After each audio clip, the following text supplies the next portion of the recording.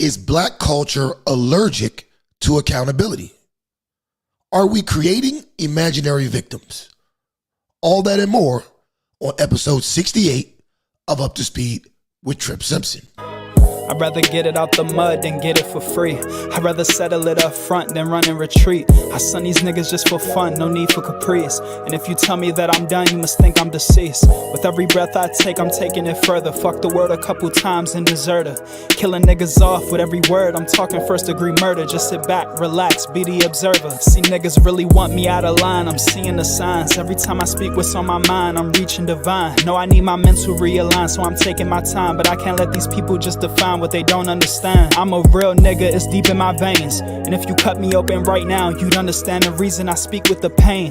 I know a lot of people seek my defeat and it's strange, cause they gon' be the real reason I peak with the fame. All these opinions from people who never made it, I truly would rather speak with the greatest. I'm talking Drake, Cole, and Lil Wayne. Man, I know I ain't famous, but I'ma make them seek me out when they play this. The name is King Art, reppin' that Southeast. Niggas always doubt me, but I keep it real. Other niggas hella mouthy. Pillow talking niggas always saying shit about me. Every time we bring it up, the conversation get cloudy, so I learn to move different. I never ask for permission, only forgiveness from the people who would choose to listen. A lot of niggas turn they back, I guess they mood switching. I tried to hold it all in, but man, it's too tempting. Listen, we don't compare, I thought you knew different. I thought you knew better than this, I guess you fools slipping. See, jealousy gon' take control and have you tomb digging. And we gon' leave you in that bowl like the spoon missing.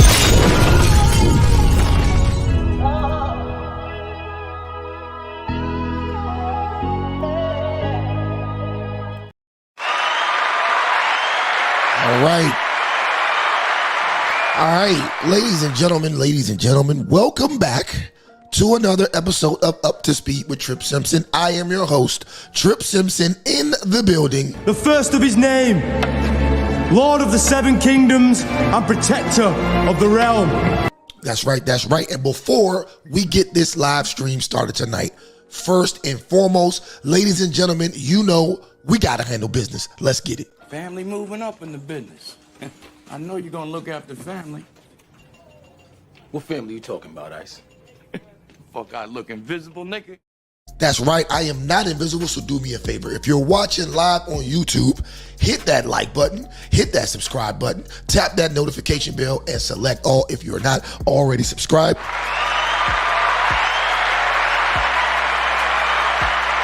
If you're watching live on Twitter, hit that heart button, hit that retweet button. Let's get it.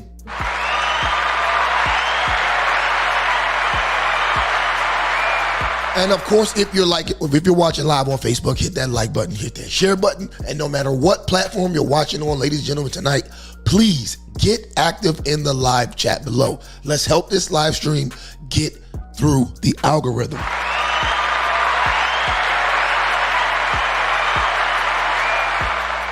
All right, so I got a pretty good show for you guys tonight. But before I get into the main topics of the night, I want to talk about how delusional, and y'all gotta excuse my voice, man. I've been partying all weekend. I've been yelling, screaming, so my shit is damn near gone. But we're gonna work through it, all right? But anyway, I want to talk to you guys about how delusional and unaccountable black culture has gotten to this point in 2024. So, I was enjoying my Father's Day weekend at a Father's Day cookout at my house with my wonderful family. And of course, politics came up. Specifically, the topic of Donald Trump. And I had one family member ask me if I was really serious about voting for Donald Trump or if I was just trolling. So I told him I was serious. And then all hell broke loose. Not a fight or anything like that. All right, because it was a very respectful conversation. But out of the conversation with these three grown-ass men married with children and some grandchildren, I couldn't believe the level of emotional responses that I heard in regards to my thoughts on former President Trump. So they're like, why do you support Trump? So I tell them, I think he's the best candidate for the job. He's an outsider. He scares the establishment. And I brought up how smooth the country actually ran as a whole while he was president. Gas prices lower, food prices lower, interest rates lower, inflation lower. But apparently, none of these things were valid because they claim that Trump was only benefiting from Obama's policy. Now, of course, no one could prove that, but they all agreed on it. So boom, the goalpost successfully got moved. Then they asked, well, how can you relate to Trump? What about what he stands for do you agree with? So I said, well, I'm against the alphabet mafia. I'm against feminism. I'm against socialist policies. I don't believe in taxing the super rich. I am against illegal immigration. I'm against soft on crime policies when it comes to theft and violent crimes. I'm against funding foreign wars. I'm against unnecessary wars. Okay? And I'm for fossil fuels. I listed all of these things, and then they moved the goalpost again. And they said, well, he's racist, so you're wrong because you support a racist. Now, when that issue came up is when the conversation got really interesting. See, because there's so many ways I wanted to answer that question, but I didn't have the energy to go through all of them while simultaneously being cut off by 3 grown men every 5 seconds while I'm trying to talk. But let me say this. First off, whether a person is racist or not shouldn't even be your first checkpoint as to how a candidate can benefit you or your community. Okay? Especially if you can't actually prove it. You need to look into their policies, their political voting history, their campaign donors, and things they've said in the past. All that shit. Funny thing though, you can't find one racist statement towards black people that Trump has ever said publicly. You can't find it. It doesn't exist. But you can definitely find racist statements from Joe Biden. And every time the whole Trump is racist argument starts up, they only point to 2 instances. His comments about the Central Park 5, which were correct in my opinion. But let's just say Trump was wrong about the Central Park 5. How does that make him a racist? These little niggas admitted to beating the shit out of the female jogger, dry humping her, fondling her, and also beating the shit out of like 3 or 4 other people that night alone. And to make it even worse, these niggas used to get together every damn weekend prior to that and do similar shit. They admitted all of this in their testimony. So Trump, as any other concerned citizen with the means to do so would do, he put out an ad expressing his frustrations with the rampant crime. That isn't racist. Especially since these niggas clearly confessed. They confessed while their parents were present, and there were hours and hours of footage to prove this. But that doesn't even matter because Trump didn't have privy to any of that information back then anyway. All he knows is some kids were going around robbing people, they admitted to it, and the police locked them up.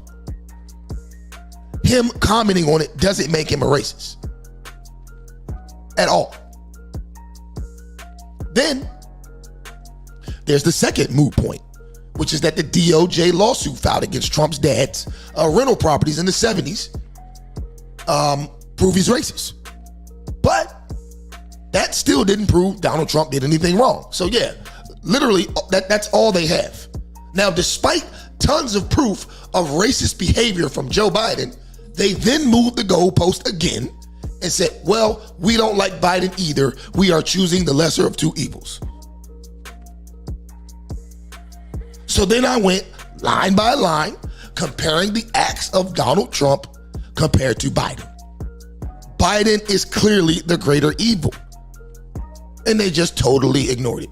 Case in point, when it came to racism, I showed them how Biden literally said he didn't want his kids integrating into a jungle And that's when he came out against desegregation in school busing.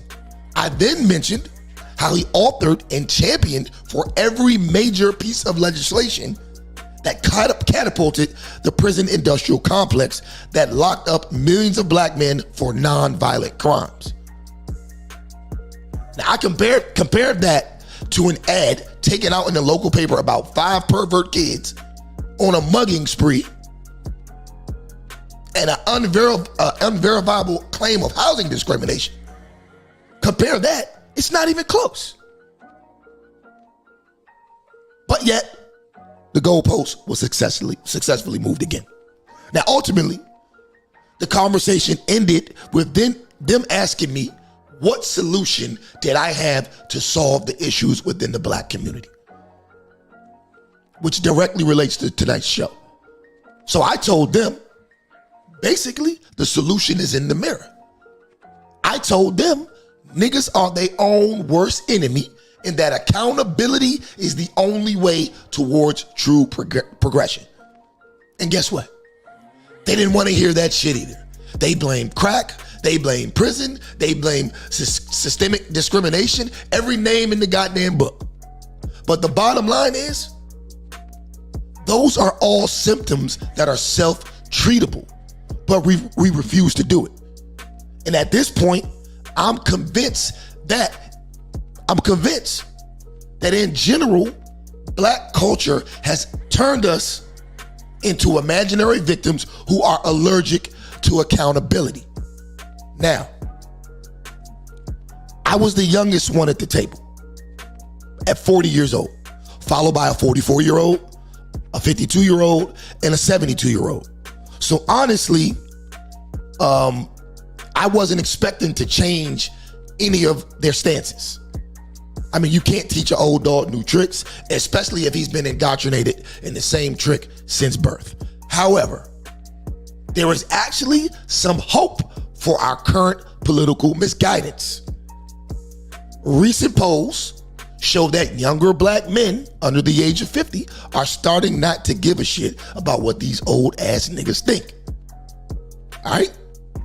So let's check this out. Check out this video from CNN. And then we're going to move forward. Shout out to Derek Quick. He says, salute to everyone this evening. What's going on, brother? He also says all the isms. That's right, man.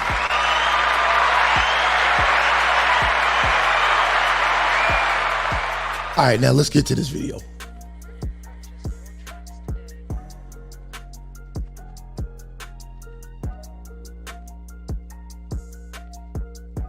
All right, here we go.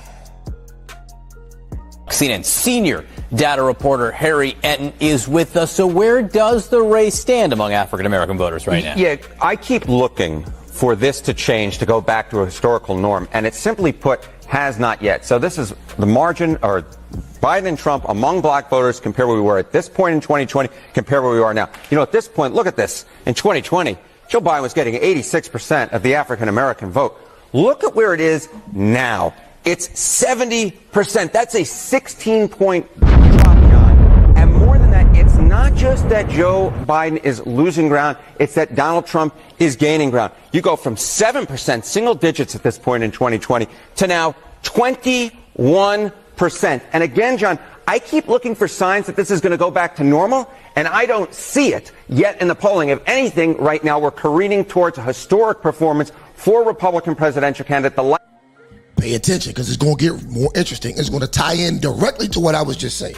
Of which we have not seen in 6 decades. And when you dig into this number here, what is the makeup of that number? This is where we get very interesting. So I decided to dive deeper into the crosstabs, figure out where is it that Joe Biden is truly struggling among black voters. All right, so this is black voters, Biden versus Trump margin. Look at black voters age 50 and older, and you'll see, look, Joe Biden was leading amongst this group at this point by 83 points back in 2020. Now it's 74 points. So yeah, a slight decline in that margin, but nothing out of this world. Look at black voters under the age of 50. Holy cow, folks. Holy cow. Look at this. Joe Biden was up by 80 points among this group back at this point in 2020. Look at where that margin has careened down towards. It's now just, get this, 37 points. That lead has dropped by more than half.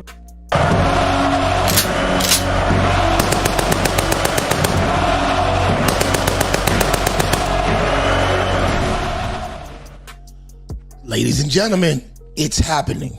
Real quick though, let me remind you, if you're on Twitter, hit that like button, hit that retweet button. Let's help this get into the algorithm. If you're on YouTube, hit that like button, hit that share button. If you're on Facebook, do the same. Also, don't forget to give your comments in the live section below. Let's get back to the videotape. Mr. Berman, I just never seen anything like this. I'm like speechless, because you always look at history and you go, okay, this is a historic moment. If this polling is anywhere near correct, we are looking at a historic moment right now where black voters under the age of 50, which have historically been such a big part of the Democratic coalition, are leaving it in droves. That is a huge drop over a 4-year period, at least right now. All right, what's the impact of third-party candidacies here? Robert Kennedy Jr. Yeah, all right, so obviously we have third-party candidates this year with the two major party candidates being so disliked. All right, so this is black voters, Biden versus Trump in the battleground states. This was according to a poll last month from the New York Times, Siena College. Again, looks very similar to what we see nationally, right? Joe Biden at 63, a very poor position for a Democratic candidate. Donald Trump at 23%. If we add Robert F. Kennedy Jr. to this, look at where Joe Biden drops to.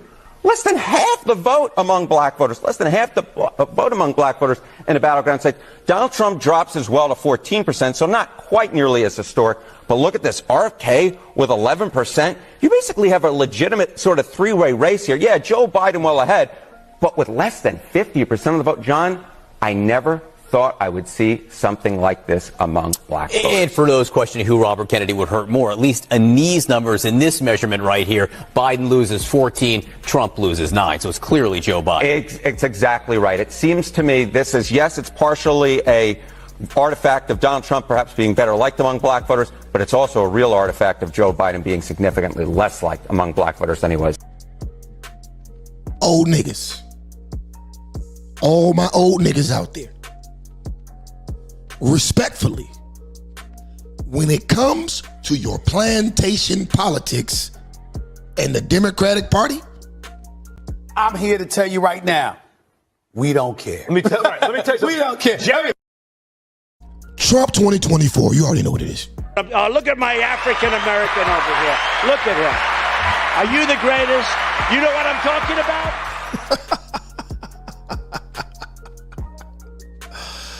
Oh, yeah, but yeah, man. Yeah, we are talking imaginary victims tonight. Imaginary victims. Now, crazy story. Crazy story. As you know, I'm a fireman in a major Democratic city. And while I was working last night, 6 people were shot in the city, all at night. One was a teenager, and that I actually was on that response and helped save his life, right? But you know what was particularly shocking to me about that incident? You know what was shocking to me? And also what was shocking about the other 5 incidents, right? 6 black people were shot, a few died, and 1 came close to dying. But guess what? There wasn't a white man in sight.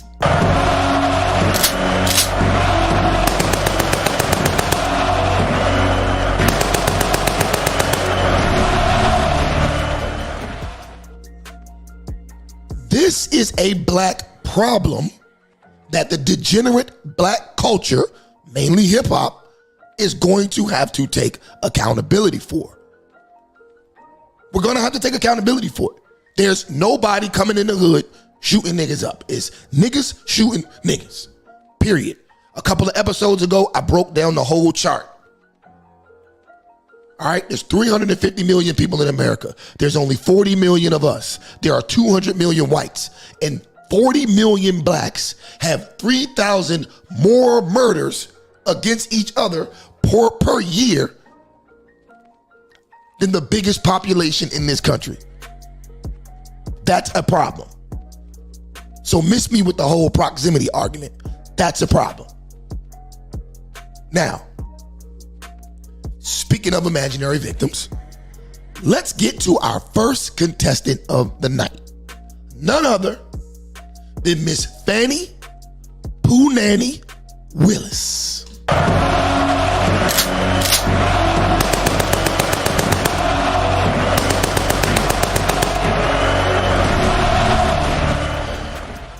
Now, Miss Willis recently risked getting struck by lightning and actually spoke in another church. To once again try to rile up the Negro spiritual crowd into supporting her with her legal issues that she's facing for her inappropriate actions with former employee and lover, attorney Nathan Wade. All right, so let's check this video out. We're going to go ahead and get to it. Spectacle. Okay, hold on. All right, give me a second. Let's get that up. All right.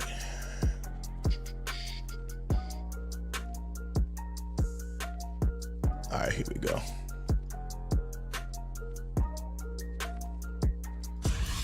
The prosecutor leading the case against Donald Trump in Georgia is lashing out at her critics today for, quote, anti-Christian attacks.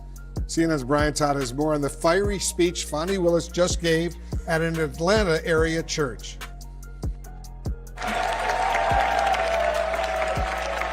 A defiant Fulton County District Attorney delivers a message to her detractors.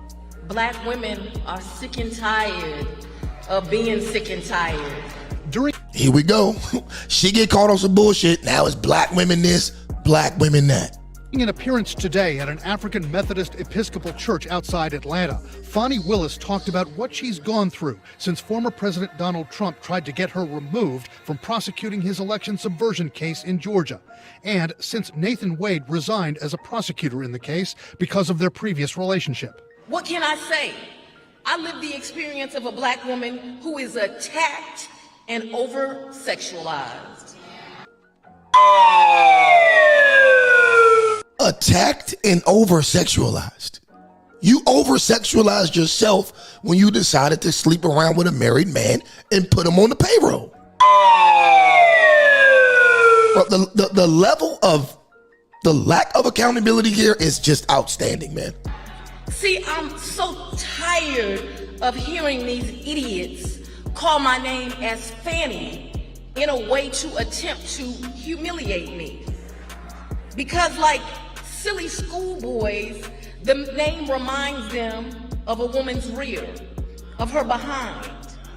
I'm here to tell you right now, we don't care. Let me tell you We don't care. Jerry.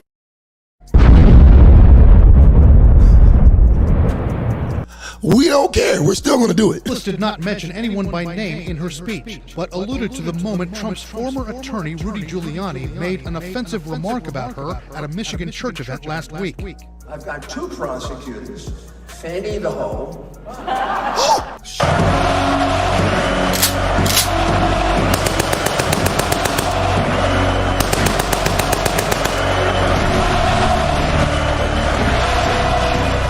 Yo, I didn't even PP call her Fani the hoe. That's crazy. Willis responded to that this morning. Very anti-Christian behavior celebrated. In fact, they cheer, celebrated, and laugh loudly. This came just hours after CNN's Caitlin Collins interviewed Nathan Wade. So yeah, man. There we have it, man. She's now the victim after she gets caught doing exactly what she claimed her predecessor did in office prior to her winning that election. See, it's funny how she's now the victim of being overly sexualized and ridiculed for her personal decision to have inappropriate relations with her employees and using government funds inappropriately. And she literally did the same exact thing to get elected into office. All right, let's take a quick trip down memory lane. when Fani Willis used her opponent's sexual affairs and inappropriate spending of funds to take his seat. Let's go to that. Let's go to that. I've definitely talked about that on the show before, but let's just quickly go down memory lane. Here we go. Change their lives. Because you're sitting in front of someone that is actually going to deal with these. So she's, check this out. These repeat offenders. Because you're sitting with someone today that actually wants to make a difference. Because they deserve a DA that won't have sex with his employees. Because they deserve a DA. Did you hear that? Did you hear that? Let's go back. And I did a whole show on this interview already, but for those of you who aren't aware, let's go back. What did she say? What'd she say? With these repeat offenders. Because you're sitting with someone today that actually wants to make a difference. Because they deserve a DA that won't have sex with his employees.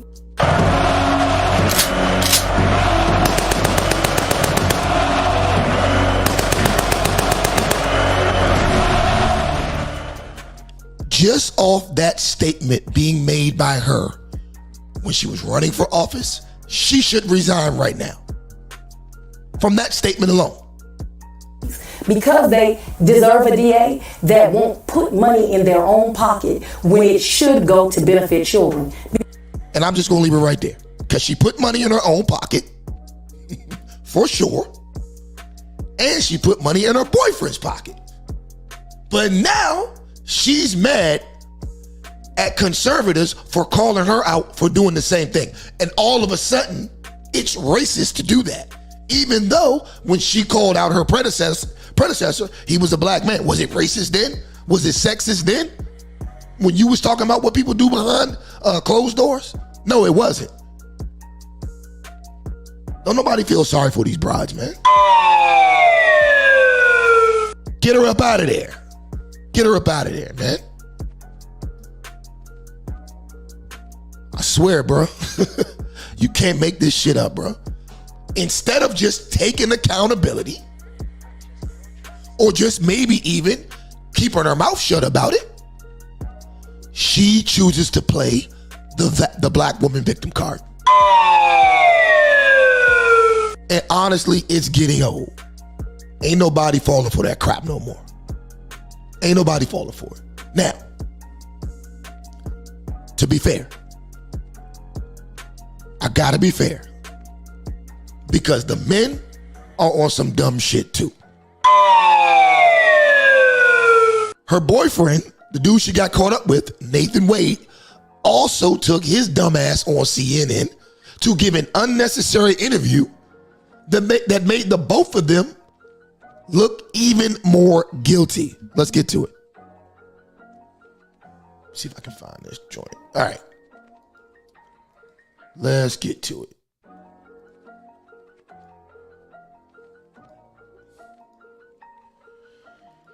Here we go, right here. Check this out. Check out this fool. Where's the damn video at? Here we go. All right, check him out.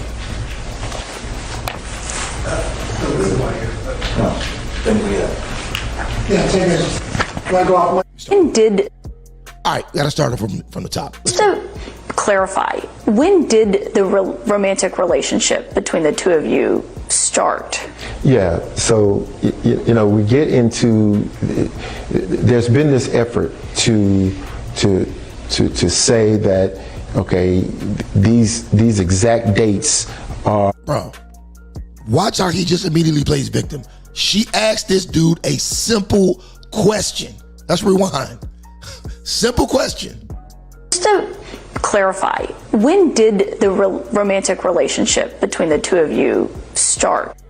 When did the relationship start?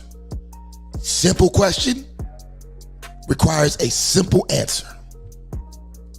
Yeah, so you know, we get into. There's been this effort to say that okay, these. Bruh, when did the relationship start? Exact dates are are at issue, and these exact dates are, I'm getting signaled here.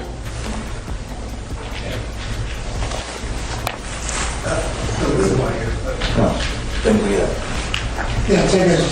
You want to go off mic for a second? Yes. Okay. Go off mic for a second.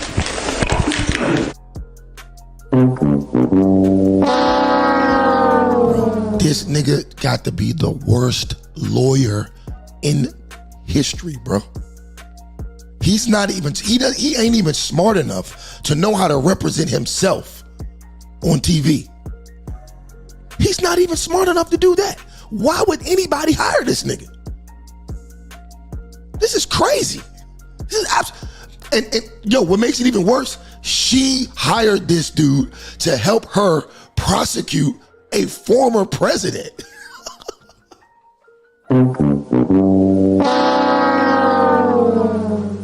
Bro. Oh my God. All right, let's finish this video. Keep rolling? Keep rolling. Don't stop down there. Stay at speed.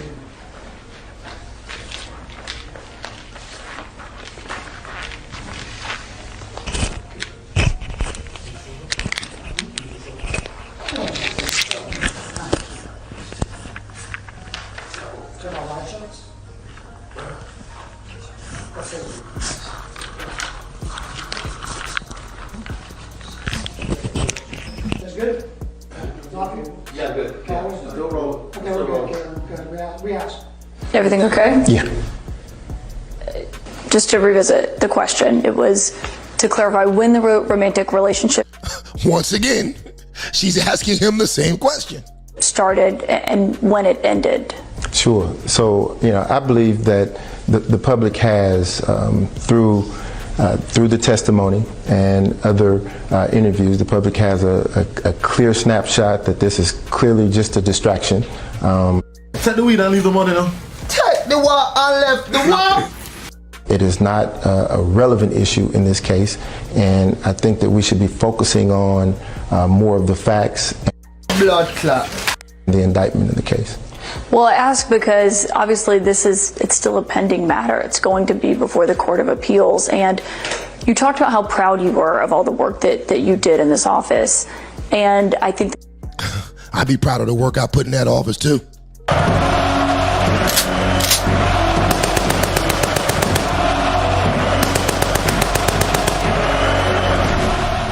Bro, the jokes write themselves, man. Bro, and you know what's messed up, man? I hate to say this, man, even though I always say it. These are the people that are running Atlanta. These are the people that are running Atlanta. This is a joke, bro. A joke. question that people have when they hear from the Court of Appeals, this isn't happening until next spring, is did the relationship jeopardize that work that you did in this investigation? And therein lies the issue. Why we wouldn't touch upon the work of the Court of Appeals or some higher court, because it's a pending issue before them. I think that we should allow them, take a step back and allow them to take the evidence that they have. This is how you know the nigga guilty. This is how you know they're guilty. Because the biggest piece to this case is when they started their relationship. If you would have started your relationship after the point that you said you originally did, wouldn't be a big deal. You could just answer the question. But he can't answer the question because there's solid proof that the relationship started prior. Therefore, it's clear that Fani Willis handed this nigga damn near $1 million. Let's go. And do that work, make the decision. Right, but you did testify to this, and you were asked about, on the stand, about when it started and when it ended. It just wasn't completely clear, because before it said before the indictment, which was August 15th here in Atlanta, and then later the answer was at the end of that year. And so I think that was the clarity that people were seeking of when it started and when it ended. Sure, and there again, there's a question before the court, and that is the crux of the question. I don't choose. Oh, what the fuck, man? Blood clot. Yo, these are the people that you old niggas are telling me I need to support. I need to support these niggas. This is what I'm supposed to be rocking with. You niggas are crazy, bro. Trump 2024, man. Look at my African American over here. Niggas Look crazy. at him. Are you the greatest? You know what I'm talking about? Let's go, man. To say or do anything that would jeopardize the case or the court's ruling. I prefer to allow them to make their decision based upon what they have and accept it. Do you believe, as you reflect on this, that your relationship with the district attorney was a mistake? Absolutely not. Absolutely not. What I believe is this whole conversation is a distraction. That's all. It's a tool to stop the train, to slow down the inevitable, which is the trial of the defendants named in the election interference case. Do you believe the trial ultimately happens? Absolutely. Absolutely it happens. Mr. Wade, thank you for your time today. Thank you for having me. Thank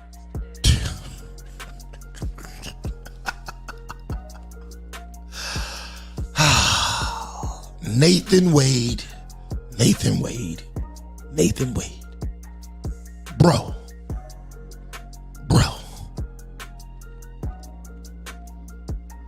You're killing me, bro. You're killing me, man. You're killing me, man. You made damn near $1 million off this play. Nobody's asking you for your money back. And you still out here running your damn mouth? Blood clot. Bruh, shut the hell up and move on. You can't save this chick at this point. They are going to fry her ass. And as long as you keep running your mouth and looking like a damn fool on national television, you're going to be next. Mark my words. The state is going to come after that money if he keeps talking. Hell, it might even be too late. Out of sight, out of mind. Ain't you a damn lawyer? Like I said, this nigga gotta be the worst lawyer in the state of Georgia. Ain't nobody hiring this nigga after this, man. Blood clot. Ain't nobody hiring him, man. He's through. He is through. All right, so what we got next? Who's the next imaginary victim of the day? Oh, boom. Here it is. It will be none other than Angel Reese.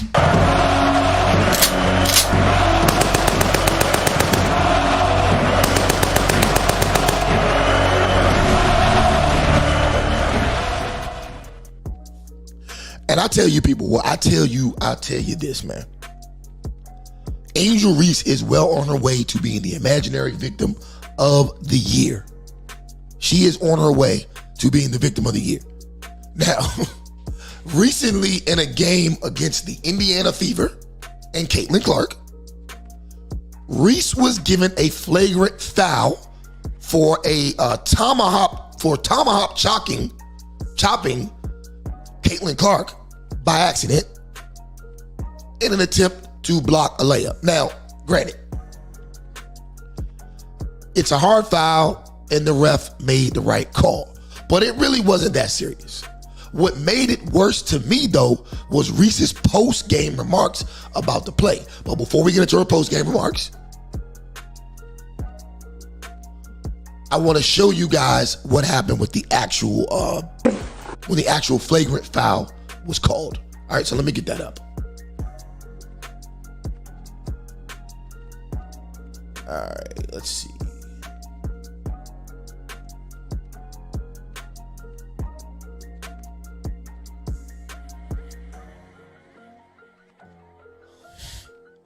All right.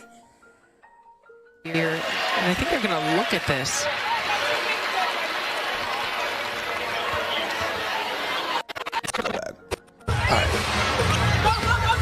Clark, hammer. 3 Sky players coming over. At the top, the official is pointing to his head here, and I think they're going to look at this.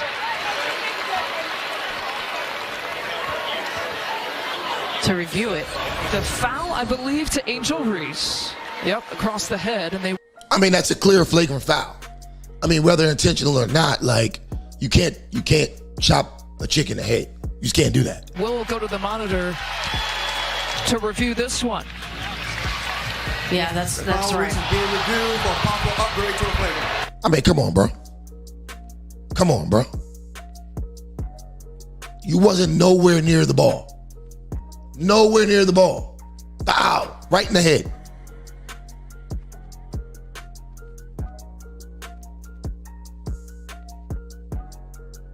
We're going to stop it right there. You're nowhere near the ball. You're nowhere near the ball. So what do you think? Right? Now, let's get to her post-game comments, because those were very interesting as well. Let me see where they are. Here they go. Boom.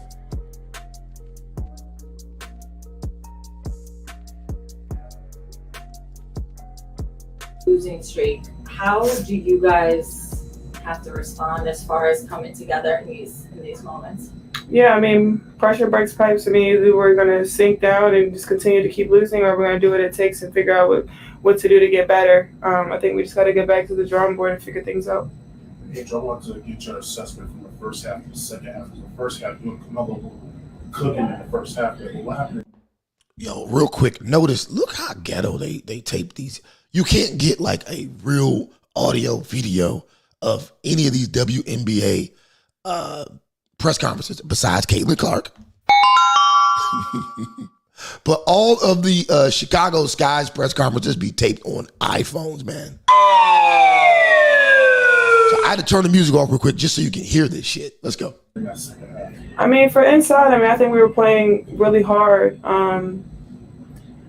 I think we went up really strong a lot of times, and we didn't get a lot of calls. And going back and looking at the film, I've seen a lot of calls that weren't made. I guess some people got a special whistle, but here we go. And now she's talking about Caitlin Clark.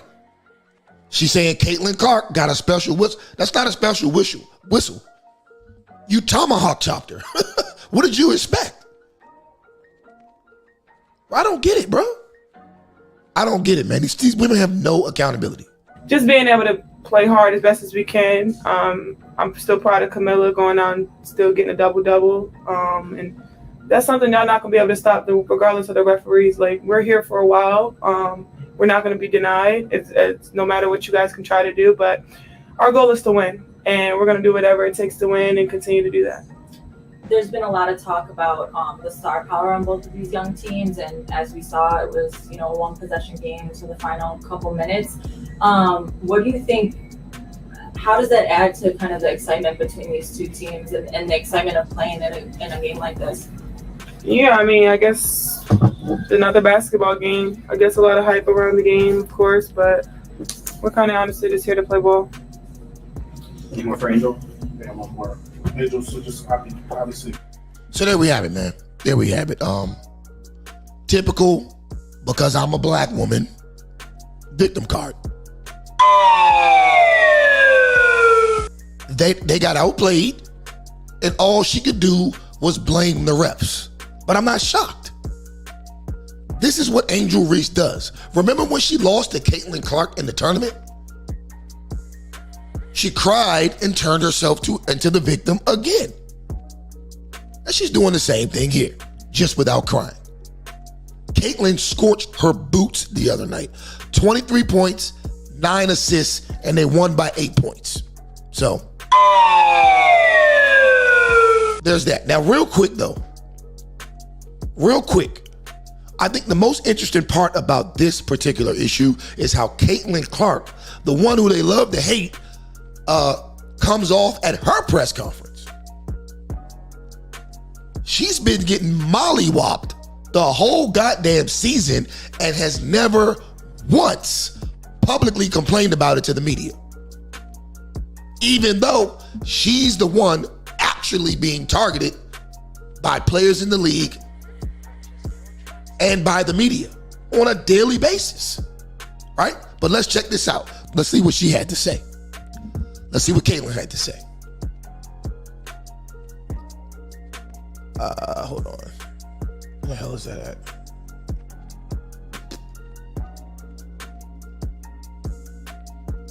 One second.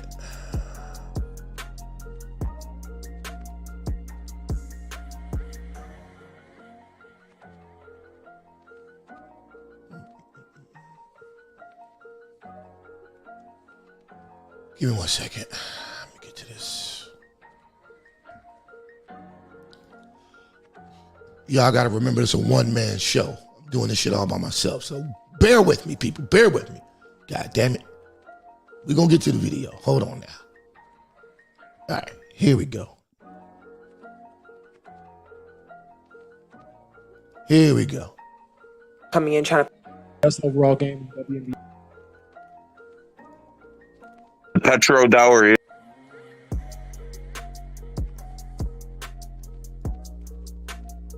Best overall game in WNBA. All right, here we go. My bad. All right. We up.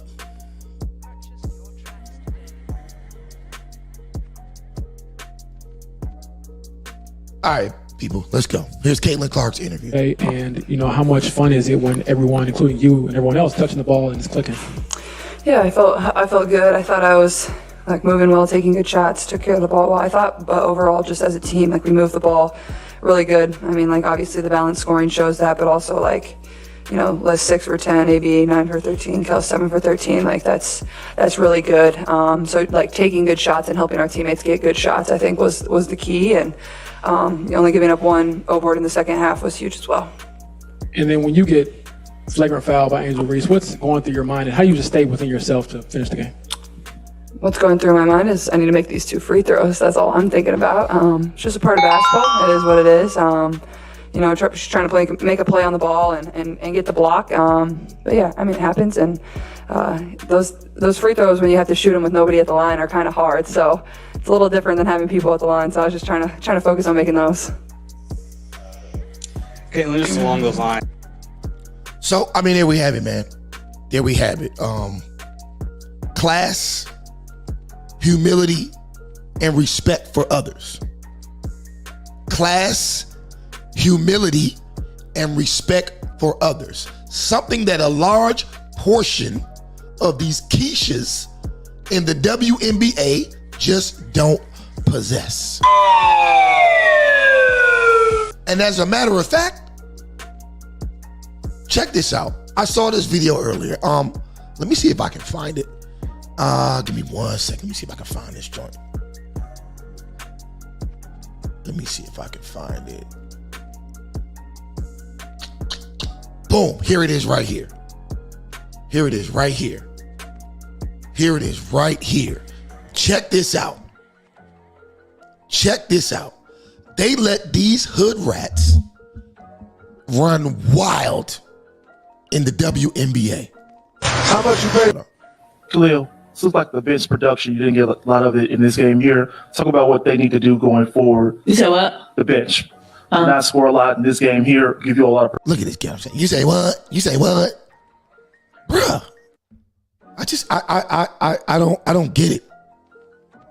And look at Mark Jansen. Oh, Mark Jackson's burner account. I know this ain't Mark Jackson, co-signing this. Right. Production. What do you have to do next in the next few games to help you guys most likely get to the next level? What does the bench have to do? Yes. What did you? I was saying that the bench didn't give a lot of production today in this game here. What do they got to do to help you all out as what they did in the previous game? What they got to do? What they do last game? That's a real question? You for real? No, what I'm asking is just really trying to get an idea of what they need to do. So what the bench do the last game? They actually played well. So what they do this game? Bro, look how ghetto. Look at this ghetto shit. Blood clot. Bro, the WNBA is unsavable, bro. They let these Keishas run wild. The first thing I would do if I was the commissioner of the WNBA is ban lace fronts.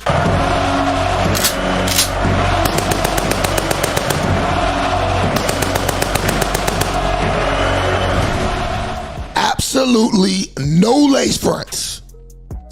Do that shit on your own time. Let's get it. Today they didn't do well this game. Okay, so what they gotta do? Score, right? By bet. That's it, right? Yep. Quiches, man. Quiches.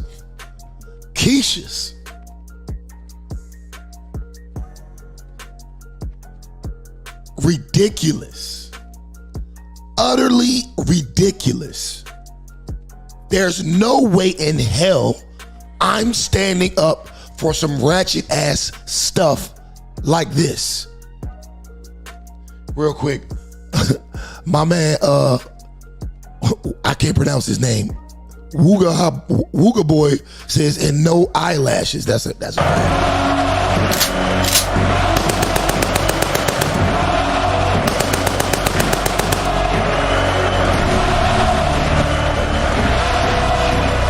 Shout out to JP Reloaded TV. He says, when the blacks take over, it becomes hell. Gotta agree, bro. Gotta agree. Unfortunately, I don't want to, but I got to. It's the truth. It's the truth. But yeah, man, this is some ratchet stuff, man. But you know what's sad? There are plenty of simps in the media who will co-sign this nonsense. No surprise. The next imaginary victim on the chopping block is none other than Charlamagne the God.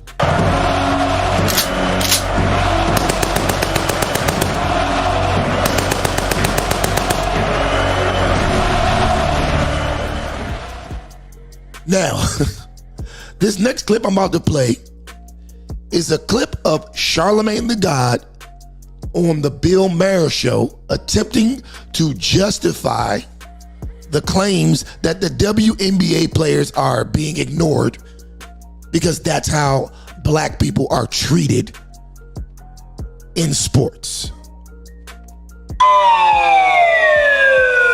All right, so let's go ahead and get to that. Let's go ahead and get to that.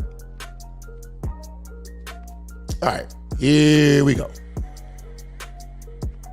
But you don't think it's a problem that this young woman, there's so many examples where, I mean, black people are very marketable. Well, ask yourself and this, she seems to have been indoctrinated into this. They don't see it as marketable, so it doesn't matter how hard I work. Now, what they're talking about is AJ, whatever her name is, basically was complaining, saying that they don't see black women as marketable, right? Total BS. Blood clot. But that's what they're talking about. So Bill Maher's questioning Charlamagne, who agrees with what this woman had to say. All right. So matter of fact, what I'm gonna do is, now that you have context, which I should have gave you off the break, we'll start it over and go from there. But you don't think it's a problem that this young woman, there's so many examples where, I mean, black people are very marketable. Well, ask yourself and she seems to have been indoctrinated into this. They don't see it as marketable, so it doesn't matter how hard I work. Well, I don't think that's accurate or healthy. I mean, when people come into the league and they're like the biggest thing in college, isn't that a big deal? No, because Adi Ocean was the biggest thing when she came out of South Carolina. That's where I'm from. So she was one of the biggest things when she came out of South Carolina, #1 draft pick. And she didn't get all of that. So what do you attribute that to? I mean, you're saying that's racism. No, I'm not saying it's racist. I'm just saying. So what are you saying? These niggas just be saying. What you just saying? What are you just saying? What point are you trying to make? When I talk, I make a point. I ain't just saying shit. I'm telling you, man, I hate that they got these. I hate that they got these hoe ass niggas representing black men on TV. This nigga, and I don't know if you guys watched this show. I saw this show, right? Everyone else has on a goddamn suit. Charlamagne the God looks like a goddamn Jamaican drug dealer.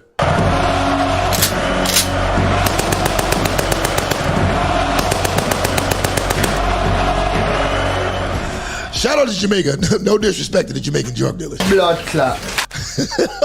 But I'm just saying, like, what the fuck? Like, I don't get it, man.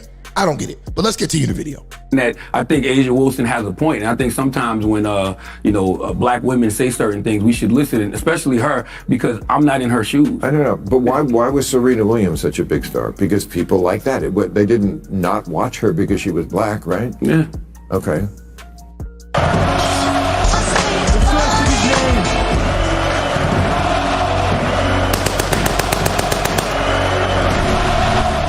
Look at his face, bro. Look at his face. He's stumped. He's stumped. For the life of me, I don't know why they have Charlamagne the God on the stage, because there's other people on the stage too. All intellectual white folks that went to real schools. And then we have Charlamagne the God. Charlamagne the lesser charge graper. Might I add. Let's continue, man. Matter of fact, let's go back just a little bit. Just a little bit. All right.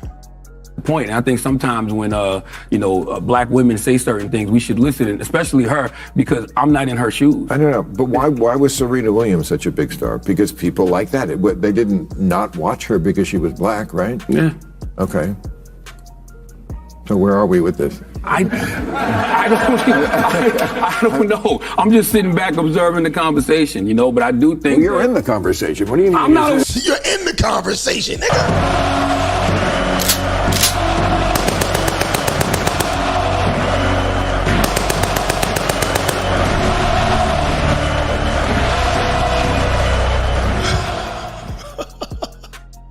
Shout out to my man, don't even worry about it. He says, now he backpedaling, saying it ain't it. He's saying I ain't in it. Facts. These niggas is out of control, bro. Let's go, man. Woman, you're in this conversation. That's the overall game. So, man, look, man. Yo, this clip pretty much speaks for itself. Bill Murray bodied this nigga with the example of Serena Williams, but there are several examples of black players who dominate sports and are propped over the white people. Even in sports where whites dominate, most specifically. And matter of fact, look, we can talk about the women who dominate all white sports.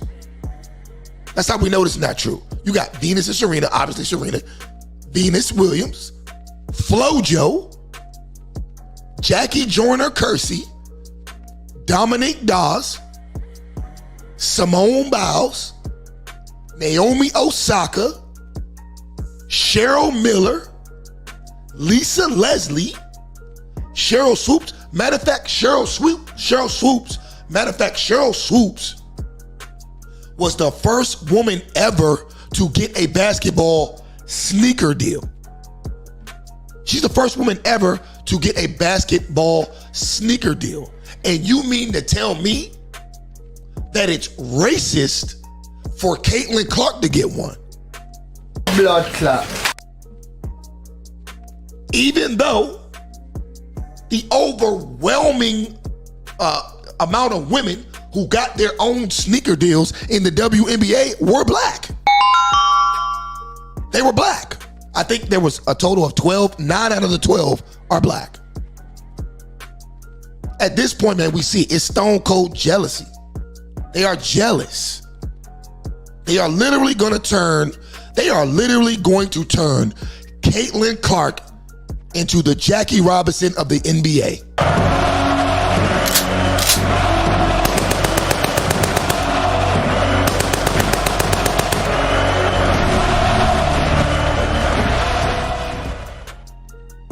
My man, don't even worry about it, says, when that generation passed the torch to the new generation, they dropped the ball. Facts. But those old hoes from that generation is hating. The only one that's not is Lisa Leslie. Cheryl Swoops, I just did a show maybe about a month ago where I played a clip of Cheryl Swoops hating for no reason. Then got caught lying and then tried to blame the fact that she was lying on racism. Blood clot.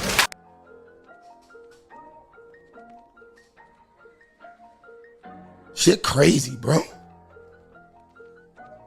Shit crazy, man. Now, all right, and real quick, because we're going to open up the phone calls. I'm going to post the link as soon as I'm done with this shit, which will be soon. I want y'all niggas to call in and give me your opinion. Now, before we get to that, I got one more example for you guys before we get to the calls. And it's going to be with Stephen A. Smith. Now, Stephen A. Smith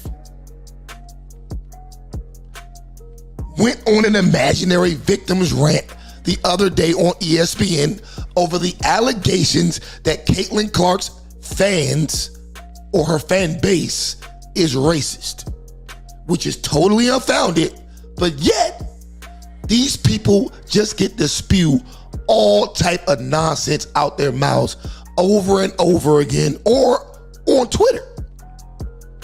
I think her name is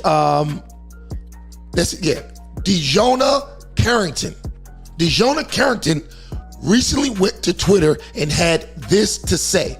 And this is what Stephen A's video is about. But first, I'm going to show you the tweet. So let's get to her tweet. What man say? Stephen A 2 weeks ago was being real and fair. Then McNutt made some phone call and nutted Stephen A Smith the following day. Facts. He was definitely talking different. So all right, let's get to this tweet real quick. All right, so here's the tweet. Hold up, can y'all see that? All right, yeah, here's the tweet.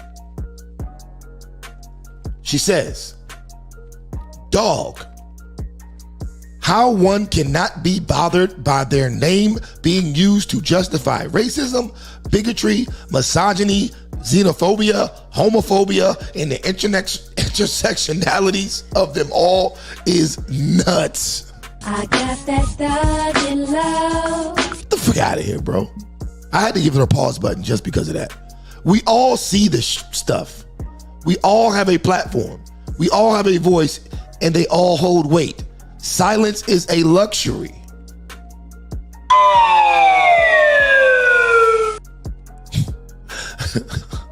I'm telling you, bro. I'm telling you.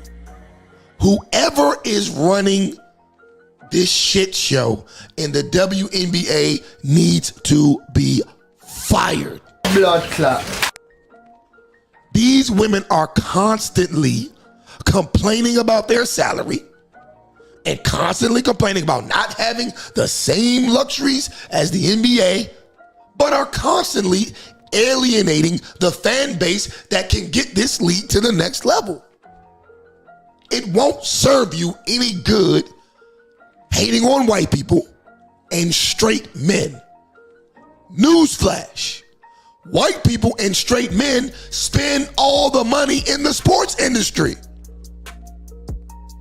The WNBA should be fining these broads for talking this crazy. They should be fining them. Men and white people, men, straight men in general, and white people spend the most money on sports. But yet, the members of the WNBA constantly come out and tweet against both on a regular basis and wonder why they're flying economy on fucking Frontier.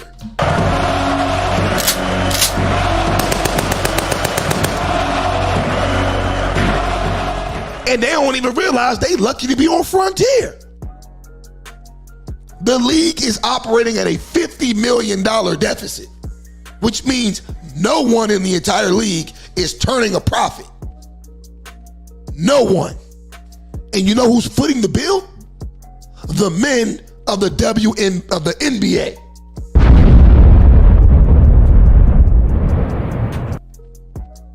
A man says the gaslighting is wild. The gaslighting is wild tweeting that. First, Caitlyn is a nobody, but she got to be an advocate for LGBT and activists. Facts. But that's why they hate her.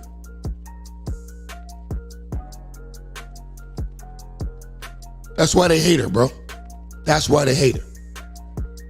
But yes, the WNBA should be fining these broads for talking this crazy. But anyways, Stephen A is looking like a good old simp, right? He's looking like a good old simp. He just recently hit the airwaves the other day to defend this idiotic tweet. All right, so we're gonna get to that. We're gonna get to that real quick. Give me a second. Give me a second. All right, where's this shit at? All right.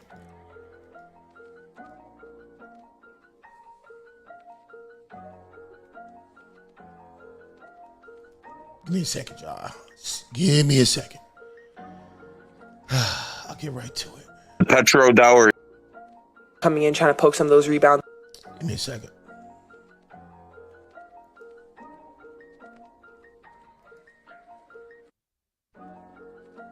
Alright. Get to that video real quick. Okay, boom, here we go.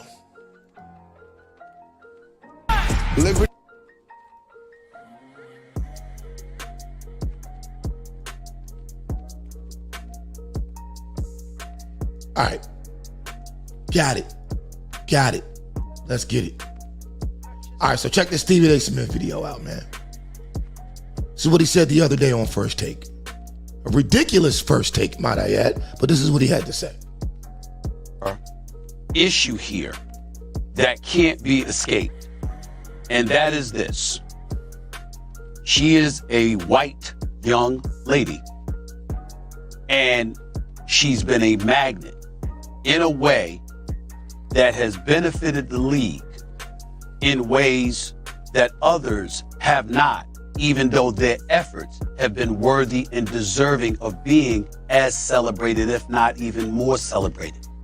And it's a reminder that no matter how far we believe that we have advanced as a society, there's still such a long way to go, because in the end, if you're white, you're bright, you're right.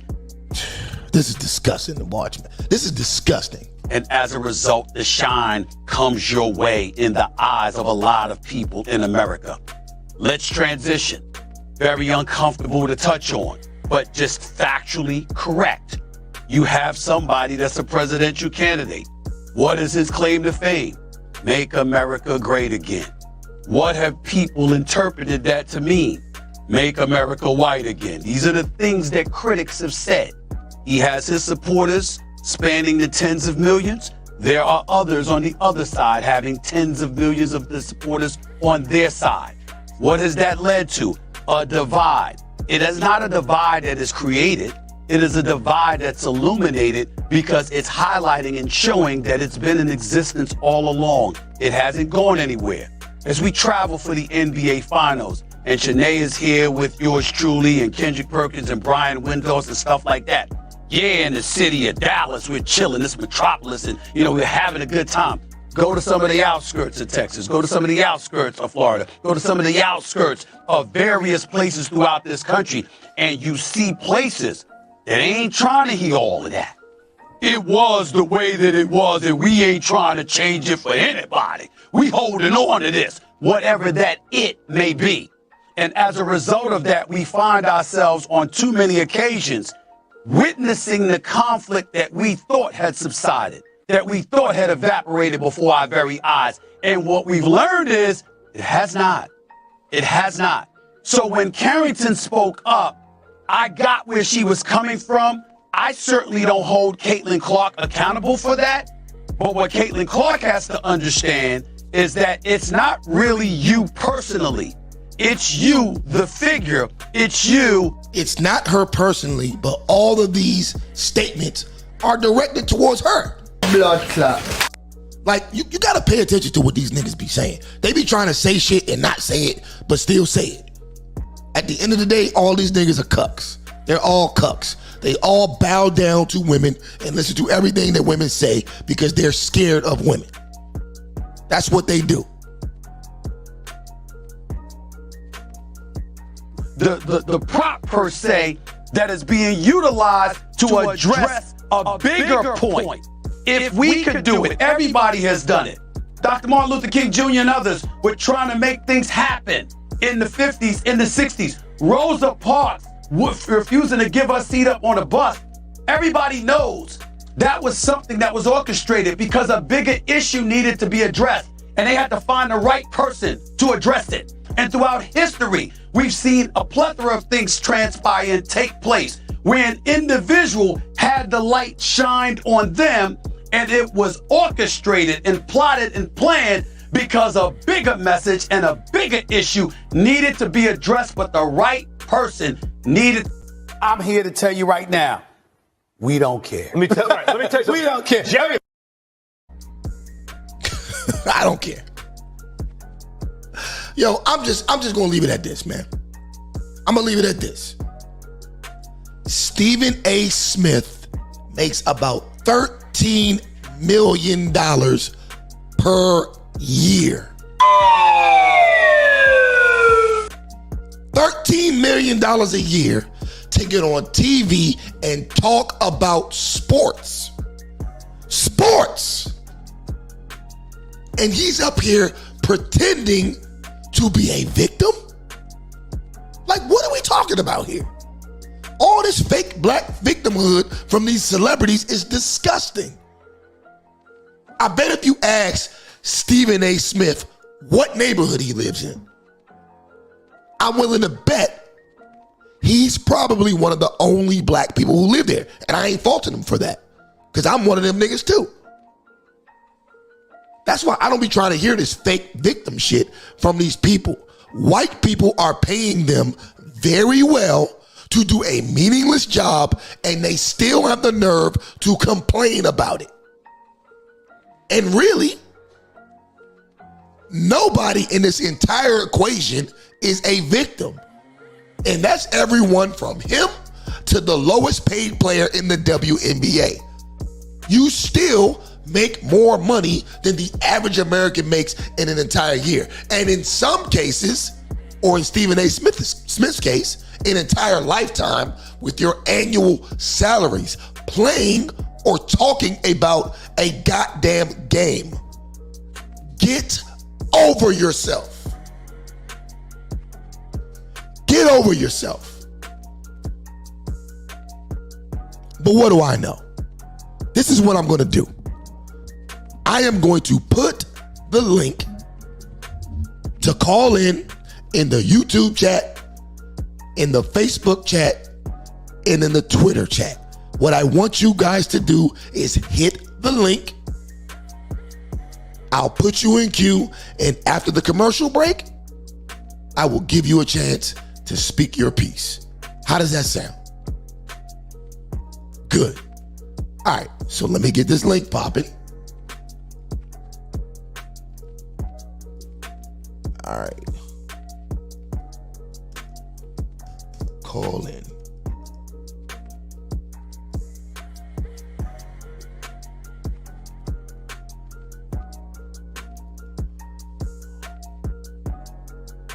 All right, boom, should be in YouTube. Let me get it over here to Twitter.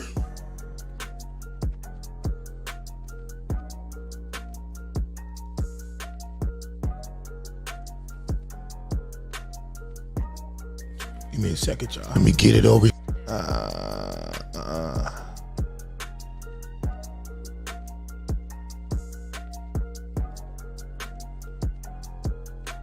Hold on. How do I put this shit in the Twitter comment? How do I comment this shit in Twitter?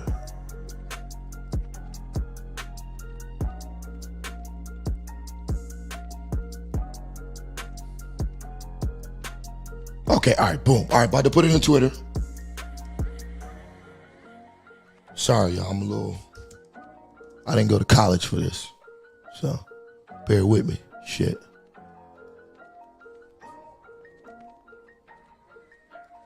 All right, it's in Twitter now.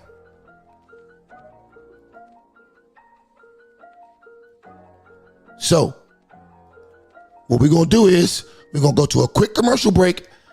YouTube chat, it's in there, hit that link. Twitter chat is in there. Hit that link. If you can't click on it on Twitter, copy and paste it, put it into the browser, and it'll let you in. All right? So we're going to do a quick commercial break, and We will be right back. Yeah, yeah, my son so dumb, my son so dumb. Yeah, yeah, yeah. My son so dumb, IQ 21. He tried to make friends, but they call him Ching Chong. He eat the wonton, but he fat like Kim Jong. He's so ugly when he smile, he look like the King Kong. My son useless, can't play ping pong. He tried to get a date with the girl Soo Young, but she said hell no, cause he not that handsome. And my son so broke, can't buy the dim sum. Yeah, yeah, yeah, yeah. My son so dumb, my son so dumb. Yeah, yeah, yeah. My son is so dumb, yeah. He texts Mingly, but she pick me. Too bad he broke, can't buy the milk tea. If he talk back to me, then he get his ass beat. Cause if you try me, then I do the Tai Chi. Just listen to your mommy and go eat the kimchi. Or I sell your kidney for $2.50. Do not think I forgot you got being Chinese. Ancestor look down on you, go say sorry. Yeah.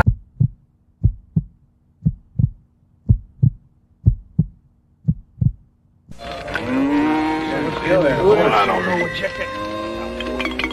Hey, Cookie, more pecani sauce. Yeah. This ain't paste pecani sauce. What's the difference? Cookie, paste pecani sauce is made in San Antonio with fresh vegetables and spices by people who know what pecani sauce is supposed to taste like. This stuff's made in New York City? New York City? Get a rope. Pick up.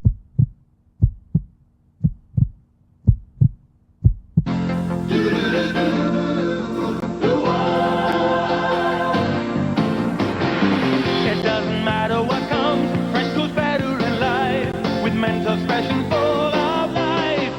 Nothing gets to you, staying fresh, staying cool. With mental expression full of life. Fresh goes better, mental expression. Fresh goes better with mental expression full of life. Mentos, the fresh maker. It doesn't matter what comes, fresh goes better in life. With mental expression full of life. Nothing gets to you, staying fresh, staying cool. With mental expression full of life. Fresh goes better, mental expression. Fresh goes better with mental expression full of life. Mentos, the fresh maker. Violent crime is surging in Louisiana. Woke leaders blame the police. I blame the criminals. A mom should not have to look over her shoulder when she's pumping gas. I voted against the early release of violent criminals, and I opposed defunding the police. Look, if you hate cops just because they're cops, the next time you get in trouble, call a crackhead. I'm John Kennedy, and I approve this message. All right. All right. We are back. And it does not look like we have any callers. And that is A-okay with me, because I'm ready to go out back on my back deck, pour me another glass of top-notch scotch, and smoke an expensive cigar. So, I'll end it on this. Ladies and gentlemen, whether you agree, you disagree, or you're indifferent, do me a favor if you're watching on the playback. Leave a comment in the comment section below. Also, don't forget to hit that like button, hit that subscribe button, tap that notification bell, and select all. If you're on Twitter, do me a solid. I already know you hit the like button, hit the retweet button by now. Hit the follow button. My followers on Twitter or X or whatever it's called is pitiful. Help me out. Hit the goddamn follow button. All right, I do this 1 to 2, maybe even 3 times a week, and it's a lot of fun. Anyways, that's been it for today's show. Per usual, I enjoyed having this conversation with you guys, and like I say at the end of every show, that's it for us here at Trippin Aint Easy TV. Peace out. We will catch you guys on the next one.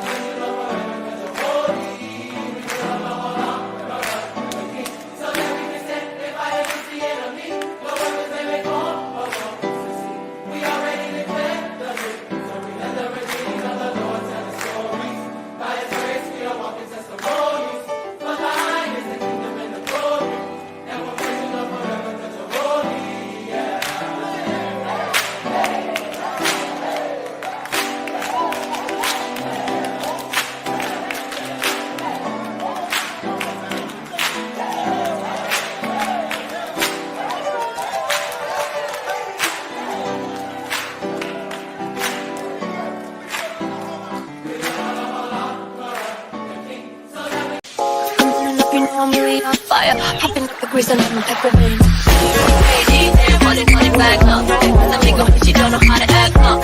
Asian white